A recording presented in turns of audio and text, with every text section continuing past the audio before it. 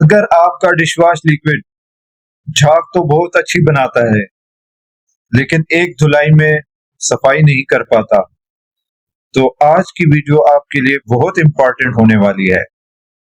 آج میں آپ کو بتاؤں گا وہ ایک چیز جو ڈش واش لیکوڈ کی پاور کو ڈبل کر دیتا ہے۔ زیادہ تر لوگ یہی سمجھتے ہیں کہ جھاگ زیادہ تو صفائی زیادہ، اسی چکر میں ایس ایل ایس کی مقدار کو بڑھا دیتے ہیں اور اصل کلیننگ کیمیکل کو کم کر دیتے ہیں، جس کی وجہ سے پرابلم سٹارٹ ہوتی ہے۔ ڈش واش لیکوڈ کا اصل ہیرو ہوتا ہے ایسڈ سیلری لیپسا، جس کو کالا تیل بھی بولتے ہیں۔ اصل میں کالے تیل کا کام ہوتا ہے آئل کو اور گریس کو توڑنا اور برتن کو صاف کرنا۔ ڈش واش لیکوڈ میں لیپسا کی کوانٹٹی آپ کی مناسب ہوتی ہے، تبھی ڈش واش لیکوڈ ایک دھلائی میں صفائی کرتا ہے۔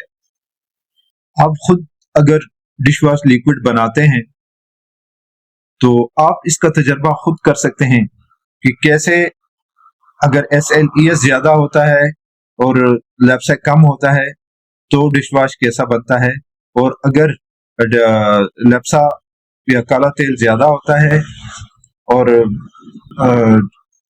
ایس ایل ای ایس جو ہے وہ صرف جھاگ کو کنٹرول کرنے کے لیے ہوتا ہے تو اس کی صفائی کیسے ہوتی ہے۔ اگر آپ اپنا ڈش واش لیکوڈ اسٹرانگ بنانا چاہتے ہیں تو لیپسا کی کوانٹٹی پہ کمپرومائز بالکل نہ کریں، پراپر اس کو نیوٹرلائز کریں اور اس کا پی ایچ 6.5 سے 7.5 کے درمیان لازمی رکھیں۔ اگر پی ایچ پہ کا ٹیسٹ آپ نہیں کرتے تو آپ بہت بڑا بلنڈر کر رہے ہیں۔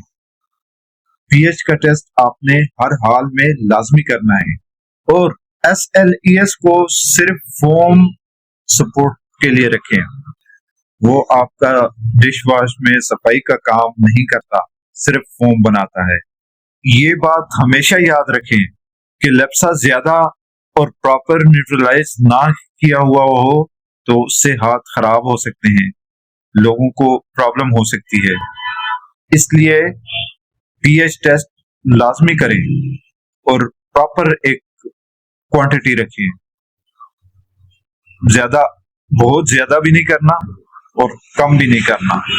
اس لیے پی ایچ اور بیلنس بہت ضروری ہے۔ یہ بات لازمی اس پہ جو ہے آپ نے دھیان دینا ہے کہ کالے تیل کا بیلنس اور پی ایچ بہت ضروری ہے۔ اب آپ سمجھ گئے ہوں گے کہ ڈش واش لیکوڈ کو پاورفل کون سے کیمیکل نے بنانا ہے، ڈش واش لیکوڈ کیسے بنانا ہے۔ اس کی مکمل فارمولیشن میں آپ کو ڈسکرپشن میں اس کی ویڈیو لنک دے دوں گا، اور پلے لسٹ میں ویسے بھی وہ ویڈیو موجود ہے، ہر موسم کا گاڑا ڈش واش لیکوڈ۔ اگلی ویڈیو میں آپ کو بتاؤں گا کہ ہارڈ واٹر میں ڈش واش کو کیسے اسٹرانگ بنائیں۔ تو اگر ویڈیو پسند آئی ہے تو لائک کریں، شیئر کریں، اور اپنے کمنٹ میں لازمی بتائیں کہ اس سے اگلی ویڈیو میں کون سے ٹاپک پہ بناؤں۔ ویڈیو دیکھنے کا بہت شکریہ، اللہ حافظ۔